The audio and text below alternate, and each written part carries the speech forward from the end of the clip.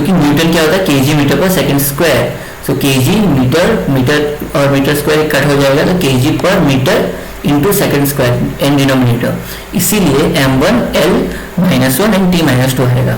ठीक है, अब प्रेशर एक स्केलर क्वांटिटी है। ठीक है, ये बहुत अच्छे से याद रखना, ये एक मार्क में आपको आ सकता है।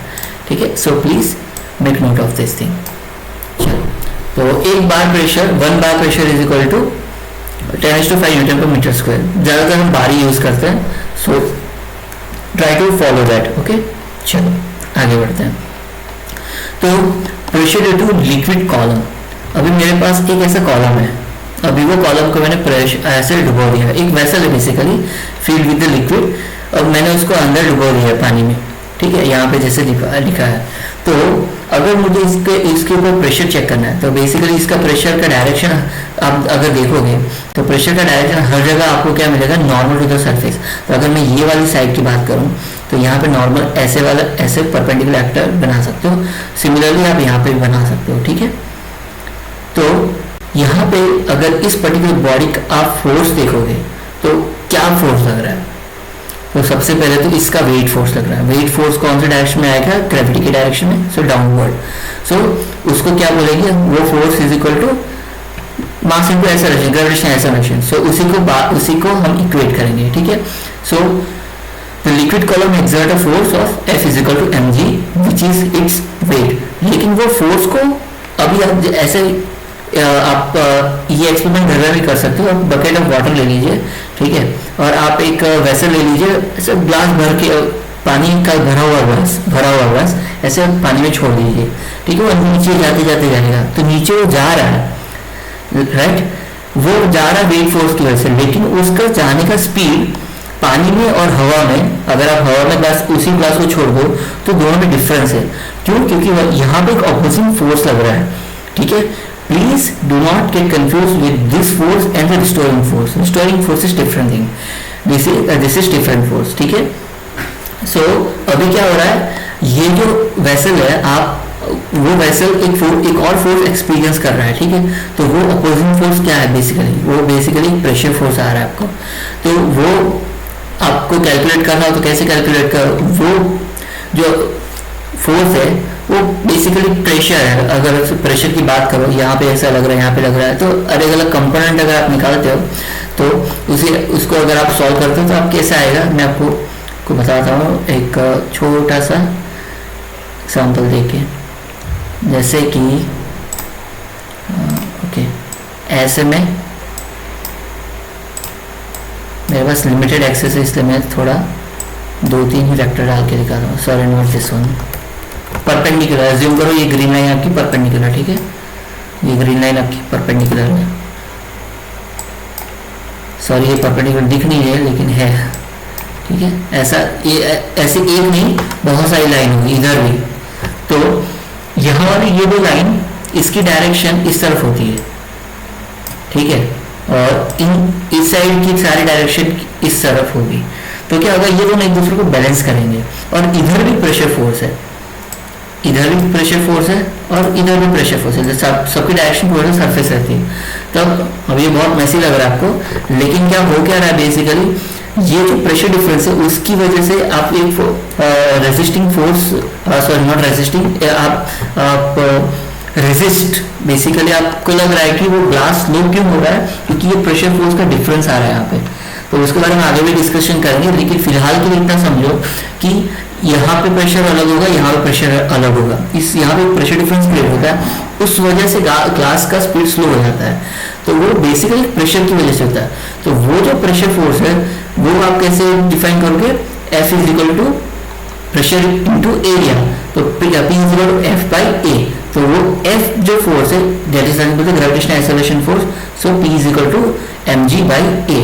अभी m मास आप वॉल्यूम के टर्म में लिख सकते हो, डेंसिटी और वॉल्यूम के टर्म में। तो मास क्या हो गया, volume of cylinder into density of liquid. So अगर आप मैं इसका एरिया ए कंसिडर कर लूँ, इसका एरिया में ए कंसिडर कर लूँ और हाइट h कंसिडर कर लूँ, तो वॉल्यूम क्या हो गया a into H. So A H into rho is density of the liquid, in this case it is water, ठीक है। यहाँ पे लेकिन वाटर की जगह कुछ भी हो सकता है, ठीक है। So P is equal to rho g h आपको मिलेगा। तो आपने बहुत बार देखा होगा, लेकिन this how we derive it. Thus the pressure due to liquid of density rho at rest and the depth h below the surface is rho g h rho g basically, ठीक है। तो ये एक्सप्रेशन बहुत बार use करेंगे हम, तो ध्यान रखिए कि ये एक्सप्रेशन ऐसे डिराइव होता है, ठीक है। अब अगर मान लो कि मुझे यहाँ के और यहाँ के प्रेशर डिफरेंस के बारे में बात करना है, तो मैं क्या बोलूँगा, लेट्स सपोज ये वाला केस है और ये वाला केस है, ठीक है, यहाँ पे।